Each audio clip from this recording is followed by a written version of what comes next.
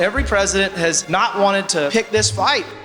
On a level playing field, the American worker can compete with anybody in the world. President Trump, he loves this country, and he understands it. USMCA is the future of trade. If you ask every expert, Mexico and Canada gave up item after item after item. It's a great agreement to tilt the playing field back to the American worker. It sends a strong message to other countries that no longer are you going to have a weak-kneed politician make deals that's in the best interest of their country instead of the United States. Opportunity has been restored. Donald Trump does not just talk. Donald Trump delivers. Let's give a warm South Carolina welcome to our great Vice President, Mike Pence.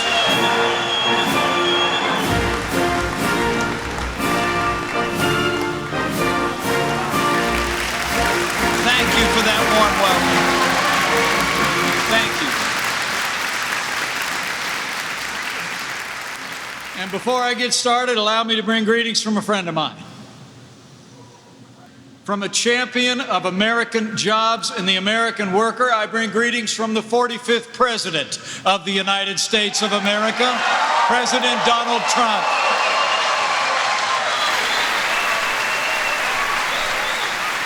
And I'm here because South Carolina and America need Congress to approve the largest trade deal in American history. We need Congress to approve the US-Mexico-Canada agreement. So we're going to talk about trade. We're going to talk about new opportunities. But I got to tell you, before I get to that, I just have to reflect on the progress that we've made. You know, when I think of the last 2.5 years, there's only one way I can describe it. It's been 2.5 years of action, 2.5 years of results, 2.5 years of promises made and promises kept, and we're just getting started. This president promised to revive the American economy, and right out of the gate, we passed the largest tax cuts and tax reform in American history. We actually signed into law more bills cutting federal red tape already than any administration in American history, and we unleashed American energy. America is now the leading producer of oil and natural gas in the world, and next year, for the first time in 70 years, we'll be a net exporter of energy from the United States of America. We're on the path to energy independence. And this president also promised to forge free, fair, and reciprocal trade deals that put America first. And we've been working to do that from day one. And the results have just been remarkable.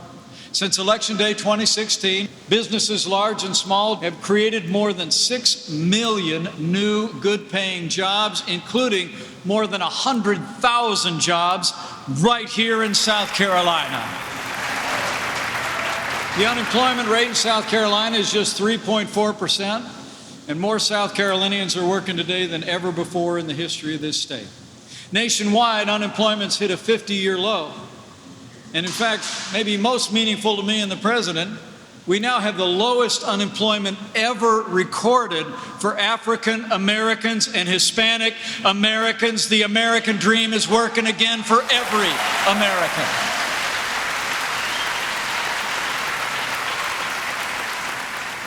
And you know, you need look no further than manufacturing to see it happen. You know, I grew up in the state of Indiana and had the privilege of being the governor of that great state. We do two things well. We make things and we grow things. And manufacturing jobs in this country are roaring. Today, there are, in fact, more manufacturing jobs in America, more manufacturing job openings in America than at any time in the last decade. Last year, we saw record high optimism among manufacturers and small businesses, and the most new manufacturing jobs in more than 20 years. It really is incredible. I remember back 3 years ago, there was another president in the White House. When he was asked about manufacturing jobs, you might have remembered what he said. That's right. He said, "What are you going to do, wave a magic wand?" The last administration had lost 200,000 manufacturing jobs. Well, We didn't need a magic wand. We just needed President Donald Trump in the White House. 500,000 manufacturing jobs created in the last 2.5 years, including more than 20,000 right here in South Carolina. But you know, it's not just been about more jobs, it's actually also been about better jobs, better paying jobs. In fact, since President Trump and I were elected, the average American household had seen take-home pay go up by more than $5,000 a year.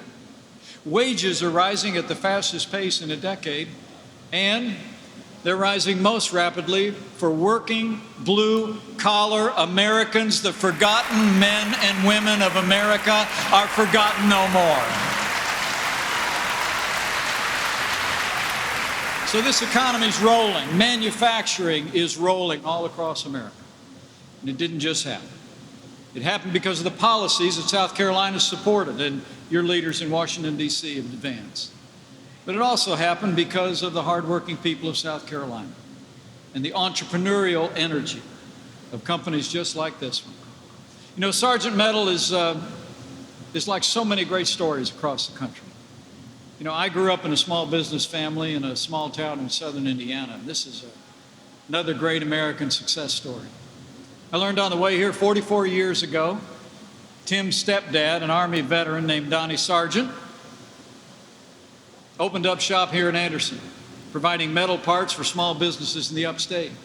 Today, this family business has created nearly 150 good-paying South Carolina jobs. Thank you, Tim. Thank you to you and your family for growing your dreams right here in South Carolina and in America. Their expansion over the last 4 decades is a testament to not only the quality of the people here, but the extraordinary professionalism of this team. In the early 1980s, I'm told Sergeant Metal started repairing armored cars, and now with increasing sophisticated technology, you're making parts for elevators, electric panels, construction equipment, and trucks that are used all across the country and all over the world. And every year, millions of people from around the world, I'm told, take an elevator to the top of the Empire State Building, and when they do, they're standing on floors made right here at Sergeant Metal. When Tim and I were talking, I could tell a particular sense of pride on his part and on all of your part, that our soldiers in uniform use the Hemi, a 17-ton backhoe that can drive up to 60 miles per hour. They use it to clear roads, block roads, and take on those who would harm them or our allies. And it's made possible in part because of the work done right here at Sergeant Metal, making our troops safer. I know you all are proud of that. And I got to believe that this Sergeant Metal team's got more than a few men and women that are more in the uniform in the United States. So if you're able, and you're a veteran of our armed forces or in active duty, would you all mind just standing up and letting us thank you one more time for serving this country? Thank you for your service.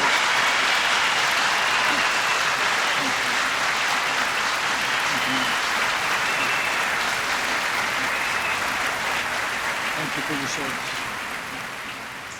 Thank you for your service. You know, this is an incredible company filled with incredible people.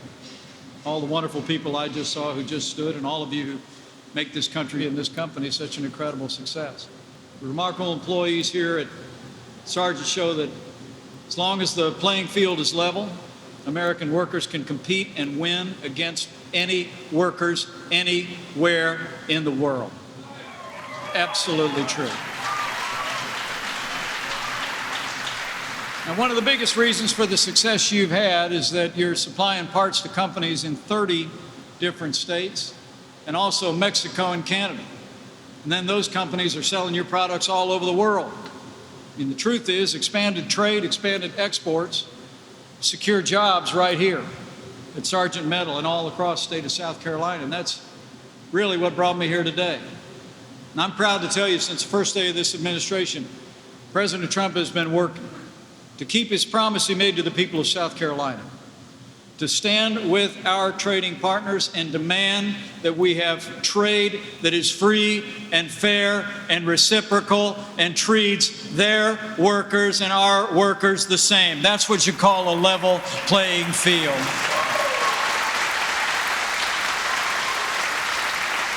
I mean, the president's favorite word about trade negotiations, and there's a lot of it going on, is the word reciprocal, which is if you have access to our market, we want access to yours, right? If we face tariffs going into your market, you're going to face tariffs coming into ours. That's what we call free and fair trade. And since the first day of this administration, President Trump and I and our entire team have been working to open markets all over the world. We renegotiated a trade agreement with South Korea. We opened markets across the world to U.S. agricultural goods. In fact, as we speak, the president's returning from that G7 in France, where he just continued negotiations with the EU and UK, but announced a new trade deal with Japan. And of course, President Donald Trump has put China on notice. The days of massive trade deficits and intellectual property theft are over.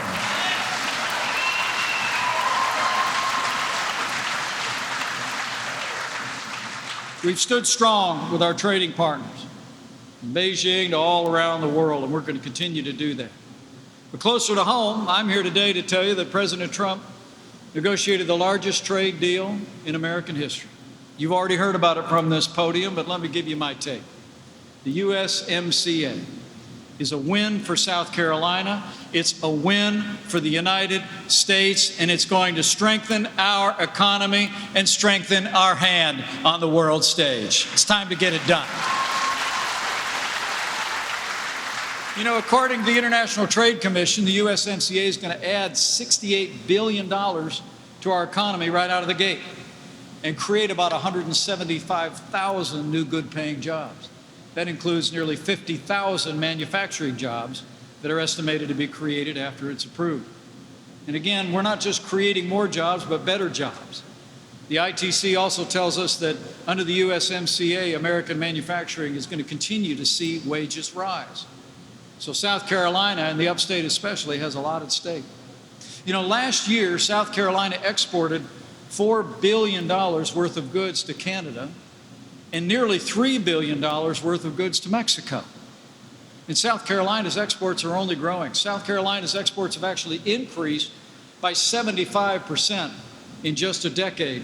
And exports in this state, as the governor's told me, support more than 150,000 good-paying jobs here in South Carolina. And so for South Carolina, for manufacturing, and for America, the time has come for Congress to approve the USMCA.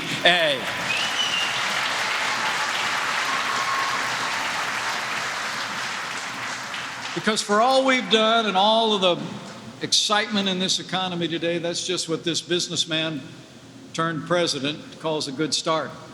We really do believe that when Congress approves the USMCA, we're going to put even more incentive for more investment and more job creation right here in South Carolina and all across this country. But we need Congress to act. We need Congress to approve the USMCA. And we need Congress to approve the USMCA this year for South Carolina and for America.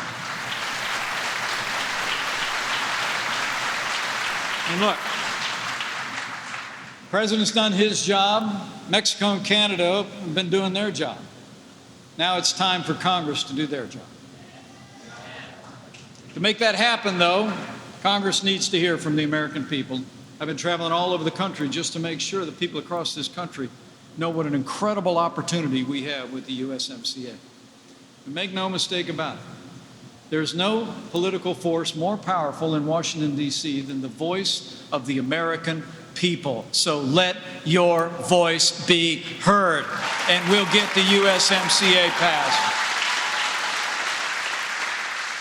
So go out and tell the story. Say, you know, I was at Sergeant Metal the other day. I ran into Mike, and he seemed very excited about this USMCA. I mean, tell him what this new deal is going to mean, how it's going to level the playing field. It's going to update a trade agreement that, frankly, won for a few and lost for a lot. You know, in my state of Indiana, we saw entire communities hollowed out after NAFTA was signed into law. In the state of Indiana, we have automotive component companies by the hundreds. And yet there was one community back when I was a member of Congress that literally, one major automotive company literally shut its doors and got rid of thousands of jobs. More than 70,000 factories closed across America in the years after NAFTA was signed into law. But men and women, those days are over. The USMCA puts American jobs and American workers first, and we got to get Congress to get it done. But it's going to take all of you to do it. Go out and talk about this agreement, about the jobs that it's going to create, the investment that's going to happen right here in South Carolina and across the USA. But this is in the hands of Congress right now. That's the way this deal works, okay? So I want to encourage you to reach out. The elected representatives of South Carolina and the Congress of the United States. But let me save you a nickel. You don't need to call Senator Lindsey Graham or Senator Tim Scott. They are leading the fight for jobs and the USMCA on Capitol Hill. Thank you, Senator Graham. And I also want to say you don't need to call Congressman Jeff Duncan or any of the great Republican members of the South Carolina delegation, because they're leading the charge in the House. Thank you, Congressman.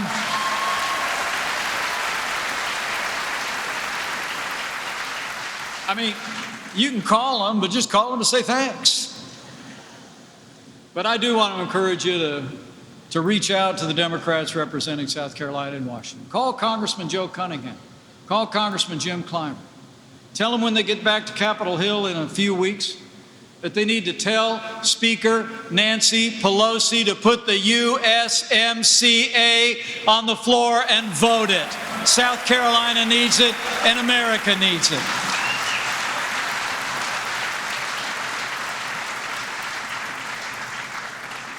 You know, I served in the Congress for 12 years before I had the privilege of being governor in my home state.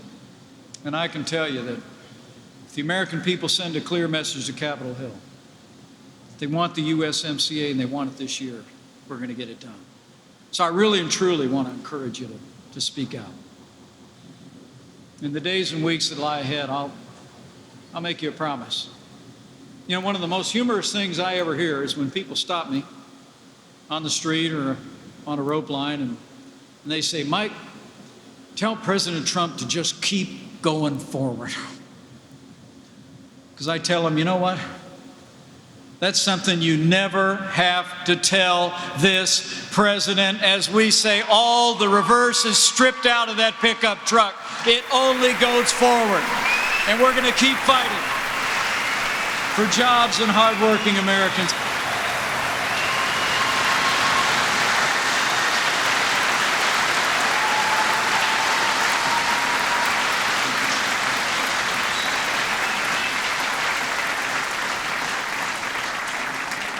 You know, I'm just a small-town boy from southern Indiana. I dreamed of someday representing my hometown in Congress. I never imagined that people of this country would give me the privilege to serve you in this capacity. I want to thank you. As I leave today, I leave with renewed confidence. Confidence in this president and his relentless determination to make this country safe and prosperous again. Confidence in each and every one of you, that as you let your voice be heard, that we'll continue to make the progress that we've made, not just in this state, but all across this country. And I leave here today with confidence that if we will fix our eyes on him, who has always been the wellspring of American strength,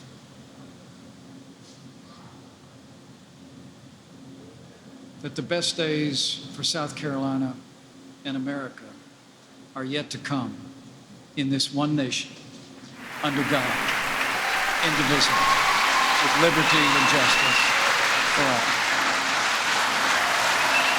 So thank you for your support of the USMCA and all of our agenda. Let's go get it done for America. Thank you and God bless you.